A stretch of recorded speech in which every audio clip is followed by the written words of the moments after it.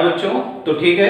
अब हम लोगों ने अभी तक 3 कंसंट्रेशन टर्म पढ़ चुके हैं, जिसमें पहला जो कंसंट्रेशन टर्म था आपका वो परसेंटेज W/W था।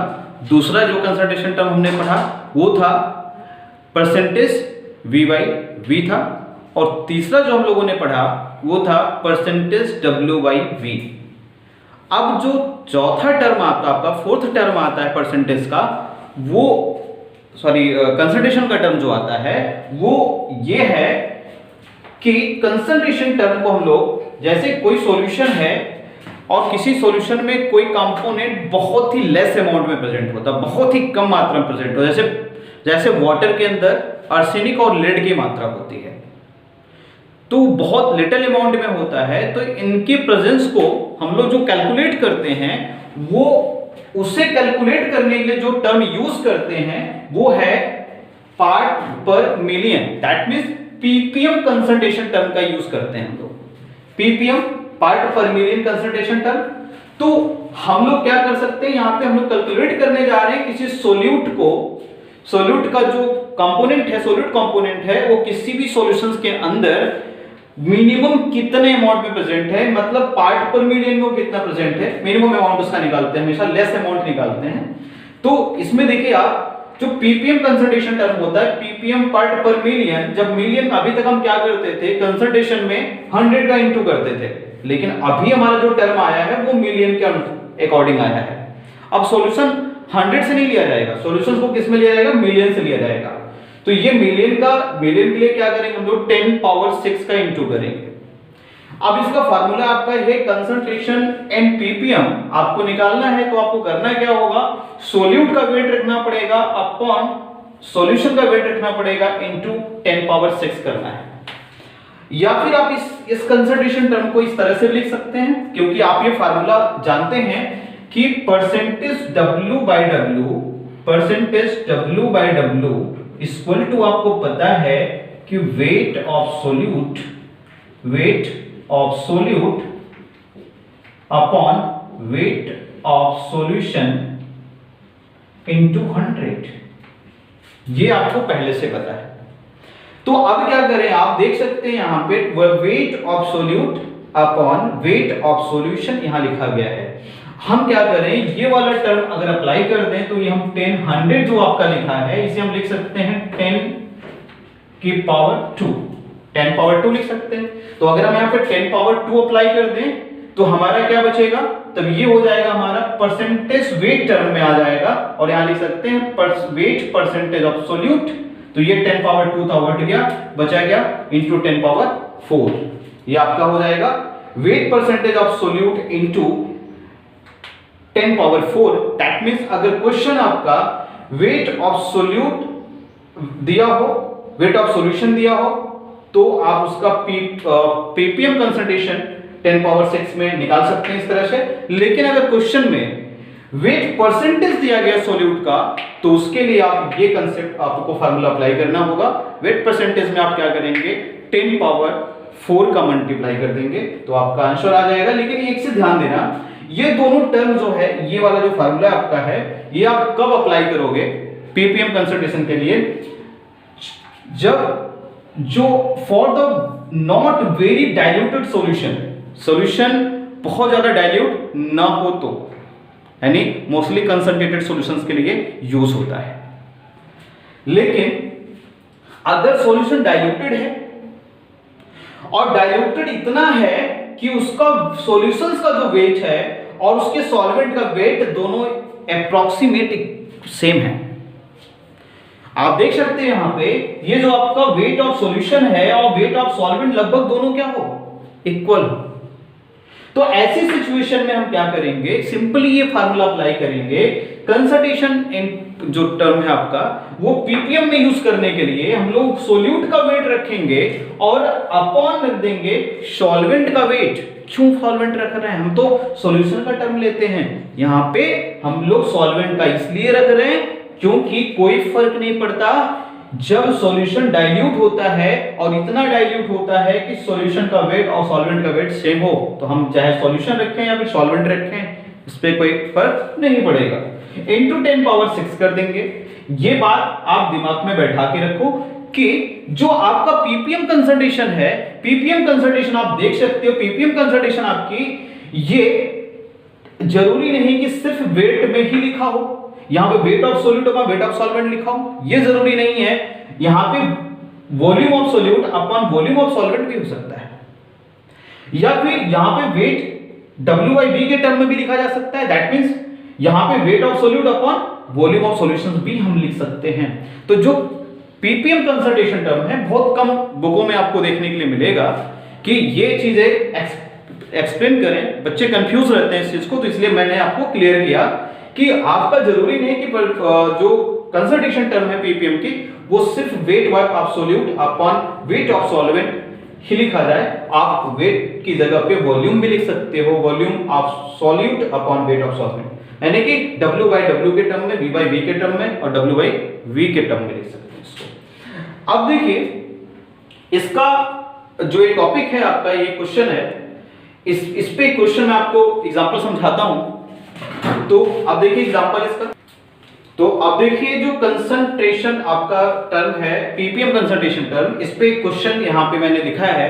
क्वेश्चन ये है कि a litre of sea water, a litre of sea water, और वो सी वाटर जिसका वेट 1030 ग्राम है, ऐसा सी वाटर जिसका वेट 1030 ग्राम है, contain about 6 × 10⁻³ gram, 6 × 10⁻³ gram of dissolve oxygen, that means O2। तो इसकी कंसंट्रेशन बताओ क्या होगा। तो आप देखिए कंसंट्रेशन जो यहां पे लिखी गई है ऑक्सीजन की, वो बहुत कम कंसंट्रेशन आप देख सकते हैं, 6 × 10⁻³ ग्राम, जो कि बहुत कम अमाउंट है। तो इसका लेस अमाउंट में कंसंट्रेशन निकालना है, तो इसलिए हम क्या करेंगे, पीपीएम कंसंट्रेशन का टर्म अप्लाई करेंगे यहां पे।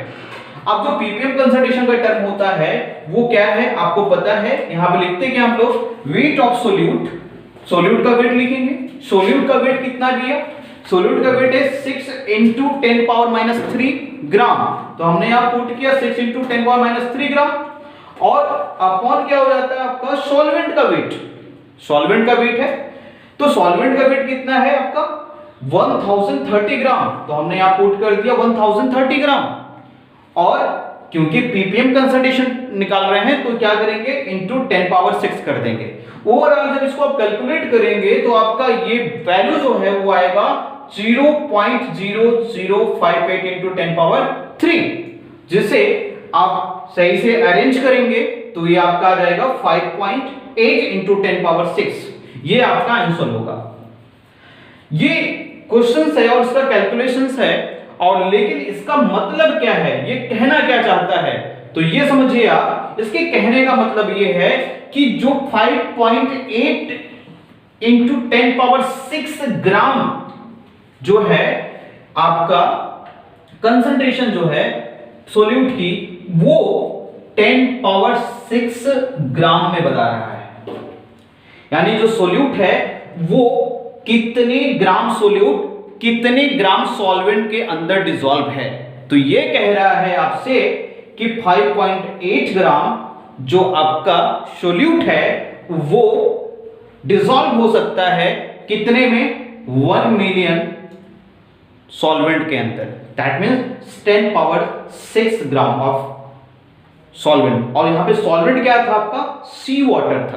तो दैट मींस हम कह सकते हैं इस क्वेश्चन के अकॉर्डिंग हम ये कह सकते हैं कि 5.8 ग्राम जो आपका ऑक्सीजन है वो 10⁻6 ग्राम जो है सी वाटर में डिसॉल्व हो सकती है। तो ये आपका जो है क्वेश्चन है, और भी क्वेश्चन जो आपके एनसीईआरटी एक्सरसाइज में हो उसे सॉल्व करिए, और दूसरे जो प्री बोर्ड्स के या फिर जो आपके सैंपल पेपर वगैरह के क्वेश्चंस हैं उन्हें सॉल्व करें। बाकी मैं थोड़ा सा आगे और भी लेक्चर्स अपलोड होने के बाद मैं आपको क्वेश्चन सॉल्व करवाऊंगा। तो आते हैं हम लोग अगले कंसंट्रेशन टर्म पे, जो कि है आपका मोल फ्रैक्शन। तो हम लोग आते हैं मोल फ्रैक्शन वाले टर्म पे। मोल फ्रैक्शन, तो आप देखिए मोल फ्रैक्शन वाला कंसंट्रेशन टर्म में क्या होता है कि मोल फ्रैक्शन कैसे निकालते हैं हम लोग, मोल फ्रैक्शन ऑफ कंपोनेंट, किसी भी कंपोनेंट का मोल फ्रैक्शन कैसे कैलकुलेट करते हैं। तो number of mole of component रखते हैं ऊपर क्या रखेंगे, number of mole of component upon कर देंगे total number of mole of component, यानी कि जिसकी कंसंट्रेशन निकालनी है आपको, जिसका मोल फ्रैक्शन निकालना है आपको, आप सबसे पहले क्या करेंगे, उसके मोल्स के नंबर लिखेंगे। उसके बाद क्या करना है आपको कि जो सॉल्यूशन आपको दिया गया है उसमें जितने भी मॉलिक्यूल, जिस भी अलग अलग मॉलिक्यूल हैं, जितने भी मोल्स हैं, सबके मोल को आप क्या कर लीजिए, टोटल कर लीजिए, उसे लिखना है यहाँ पे। तो इसलिए हम इस इक्वेशन को इस तरह से भी एक्सप्रेस कर सकते हैं, लिख सकते हैं हम लोग मोल फ्रैक्शन को काई से रिप्रेजेंट करते हैं, काई से रिप्रेजेंट करते हैं, जनरली लोग इसको एक्स भी कहते हैं। तो हम कह सकते हैं कि मान लीजिए हमें मोल फ्रैक्शन निकालना है किसका, मान लीजिए किसी सॉल्यूशन में ए बी कोई सॉल्यूशन बाइनरी सॉल्यूशन है, आपको बता दूं, मैं एग्जांपल देता हूं बाइनरी सॉल्यूशन का। आपको बता दें कि बाइनरी सॉल्यूशन क्या होता है, आप पहले भी पढ़ चुके हो। बाइनरी सॉल्यूशन क्या है आपका, ऐसे सॉल्यूशन जिसमें एक सिंगल सॉल्यूट किसी सिंगल सॉल्वेंट के अंदर डिसॉल्व होते हैं, उसे हम बाइनरी सॉल्यूशन कहते हैं। दैट मींस एक सॉलिड को हम लोग जो सॉलिड को अगर ए मान लें और सॉल्वेंट को बी मान लें, तो ये देखिए यहाँ पे अगर हमें सॉल्यूट का मोल फ्रैक्शन पूछ ले तो क्या करेंगे, हम लिखेंगे यहाँ पे सॉल्यूट के मोल अपॉन सॉल्यूशंस के mole, that means solute plus solvent के मोल यहां पे लिखे जाते हैं। अगर यही क्वेश्चन हमारा इस तरह से पूछता कि B को जो हमने B जो कि हमने क्या माना सॉल्वेंट, अगर सॉल्वेंट के मोल पूछे जाते तो हम क्या करते, सॉल्वेंट के मोल फ्रैक्शन निकालने हैं तो क्या करेंगे, सॉल्वेंट के mole upon total mole, that means solute plus solvent के मोल। ये फार्मूला एप्लीकेबल होगा सिर्फ किस कंडीशन में, बाइनरी सॉल्यूशंस के लिए। लेकिन अगर कोई सॉल्यूशन ऐसा है जिसके सॉल्वेंट में दो या दो से ज्यादा ढेर सारे कंपोनेंट प्रेजेंट हों, ढेर सारे सॉल्यूट प्रेजेंट हों, ऐसी सिचुएशन में हम जो फार्मूला अप्लाई करेंगे वो ये होगा, अगर मान लीजिए हम ये मान लेते हैं कि जो कंपोनेंट हैं वो आई नंबर में है, मान लीजिए आई नंबर में कोई कंपोनेंट प्रेजेंट है किसी सॉल्यूशंस के अंदर, तो हम इसके लिए क्या करेंगे, अगर मान लीजिए आई नंबर वाला जो कंपोनेंट है, मान लीजिए first second third fourth fifth जो भी कंपोनेंट है, किसी पर्टिकुलर कंपोनेंट का अगर आपसे पूछ ले कि उसका मोल फ्रैक्शन बताइए, मान लीजिए आई वाले का पूछ ले, कंपोनेंट का मोल फ्रैक्शन पूछ ले आपसे, तो आप क्या करोगे कि आप करेंगे क्या, जिसका मोल फ्रैक्शन पूछ रहा है यहाँ पे उसका मोल यहाँ पे रख देंगे और जितने भी कंपोनेंट प्रेजेंट हैं उसके अंदर सारे कंपोनेंट का क्या कर लेंगे, टोटल कर लेंगे, समाप्त कर लेंगे। तो इस तरह से जिसका मोल फ्रैक्शन पूछा जाए उसके मोल्स अपॉन टोटल मोल कर देते हैं यहां पे। ये आपका फार्मूला है मोल फ्रैक्शन कैलकुलेट करने का। हमेशा याद रखिएगा कि जिसका भी मोल फ्रैक्शन पूछा जाए उसका आप जो है मोल रखेंगे अपॉन टोटल मोल कर देंगे, ठीक है। तो आइए बच्चों अब देखते हैं हम लोग आगे। एक बात और जो आपको इंपॉर्टेंट है और आपको याद रखनी चाहिए वो ये है कि आपका जो याद रखना है कि आप चाहे किसी सॉल्यूशन में जितने भी कंपोनेंट प्रेजेंट हैं, किसी सॉल्यूशन में मान लीजिए ढेर सारे कंपोनेंट हैं, आई नंबर्स में कंपोनेंट हैं, ठीक है, तो उस समय अगर आप मोल फ्रैक्शन सबका निकालते हैं तो याद रखिएगा जितने भी कंपोनेंट है सबका अगर मोल फ्रैक्शन निकाल करके अगर आप उन सबको सम ऑफ कर दीजिए, सबको टोटल कर दीजिए, पहला वाला है दूसरे का मोल फ्रैक्शन प्लस तीसरे थर्ड का फोर्थ का फिफ्थ का, ऐसे करके आई नंबर में जो कंपोनेंट प्रेजेंट हैं उन सब के मोल को कैलकुलेट कर लीजिए, मोल फ्रैक्शंस को, तो उसका सम ऑफ हमेशा याद रखना ये 1 ही होगा, 1 से ज्यादा कभी नहीं हो सकता। याद रखना mole fraction of all sum of the all mole fractions is equal to 1, ठीक है। तो ये आप याद रखिए, नोट्स बनाइए, नोट कर लिए सारे पॉइंट्स को और एनसीईआरटी को फॉलो करते हुए रहिए। एक क्वेश्चन है इसको हम लोग सॉल्व करते हैं जो मोल फ्रैक्शन पे क्वेश्चन है। क्वेश्चन ये है, क्वेश्चन में कह रहा है कि calculate mole fraction of ethyl glycol. Ethyl glycol किसको कहते हैं? C2H6O2 को कहते हैं ethyl glycol. Ethyl glycol in a solution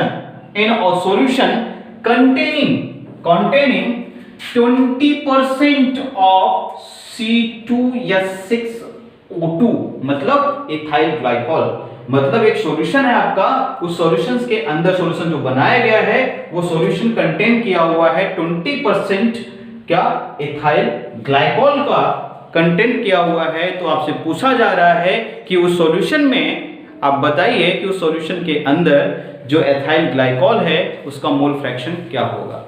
तो सिंपली आपको पता है कि मोल फ्रैक्शन कैलकुलेट करने का फंडा ये होता है कि मोल फ्रैक्शन इक्वल टू होता है कि पहला चीज तो ध्यान दीजिए कि ये जो सॉल्यूशन आपका बाइनरी सॉल्यूशन है, सिर्फ क्योंकि इसमें सिर्फ एक सॉल्वेंट है और एक ही सॉल्यूट इसमें डिसॉल्व किया गया है, तो हम ये वाला फार्मूला लगा सकते हैं बाइनरी सॉल्यूशंस वाला।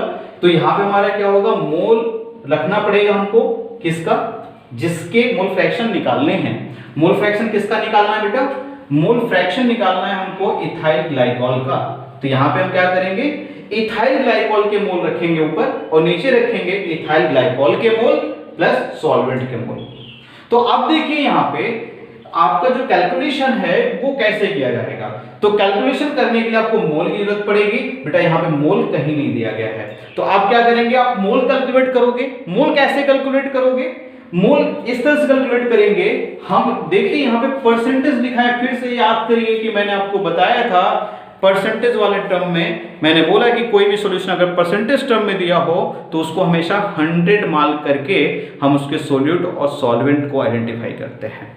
तो अगर सॉल्यूशन परसेंटेज में दिया है और कितना परसेंट दिया है, 20% दिया है, तो आप जरा दिमाग में रखो, इसका मतलब है कि जो 20% एथिलीन ग्लाइकॉल अगर है तो इसका मतलब है 80 ग्राम क्या होगा।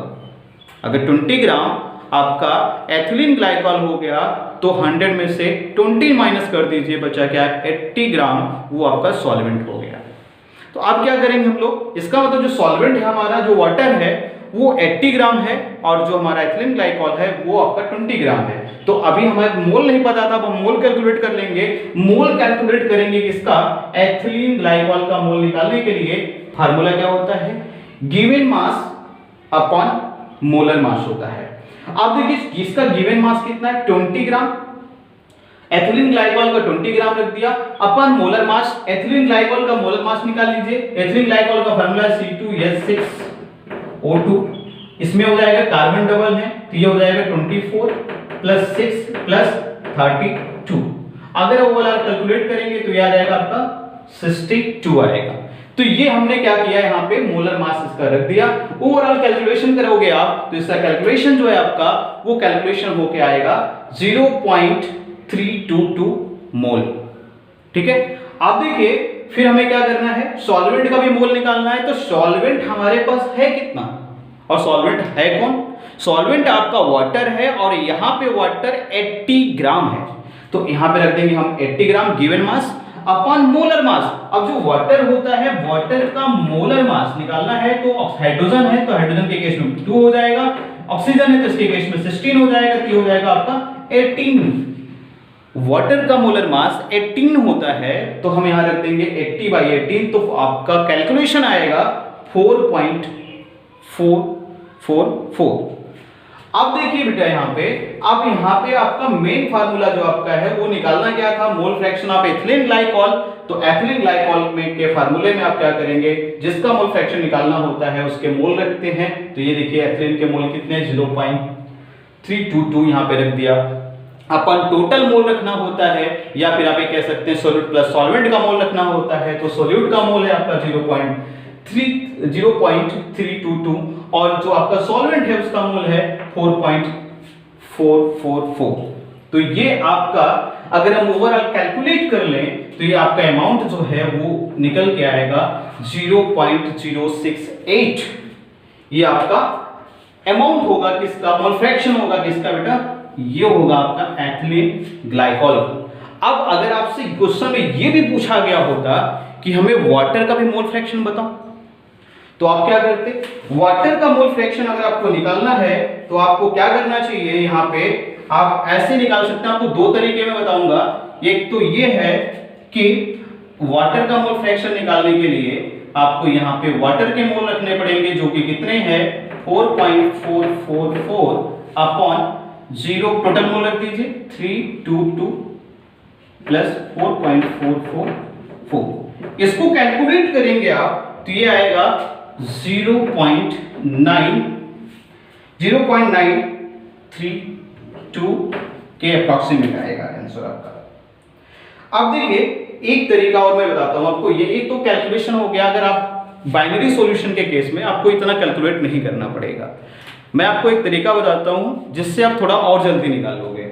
इसके लिए आपको क्या करना है, बाइनरी सॉल्यूशन के केस में आप यहां पे करिए क्या इसको कि आप सॉल्यूशन में हमेशा अगर आपको H2O का मोल फ्रैक्शन निकालना है सॉल्वेंट का, आपने सॉल्यूट अगर निकाल लिया, मतलब सॉल्यूट या सॉल्वेंट में से कोई भी एक निकाल लिया है, तो आप करिए क्या 1 माइनस कर दीजिए, 1 माइनस कर दीजिए जिसका आप निकाल चुके हैं 0.068। ये आपका अगर आप कैलकुलेट करोगे तो ये अमाउंट सेम 0.932 के बराबर आएगा। तो दैट मीन्स आप इस तरह से भी निकाल सकते हो। मैं ये फार्मूला अप्लाई कहां से किया, एक कंसेप्ट ये आपका मैं जो यहां पे आपको समझाया था यहां से अप्लाई किया है। क्यों? क्योंकि आपको पता है यहां पे जितने भी मोल फ्रैक्शंस होते हैं उनका सम ऑफ 1 के इक्वल होता है। तो आपको एक का मोल फ्रैक्शन पता था तो दूसरा का पता करने के लिए आप क्या करोगे 1 माइनस कर दोगे, तो आपका फाइनली मोल फ्रैक्शंस निकल जाएगा।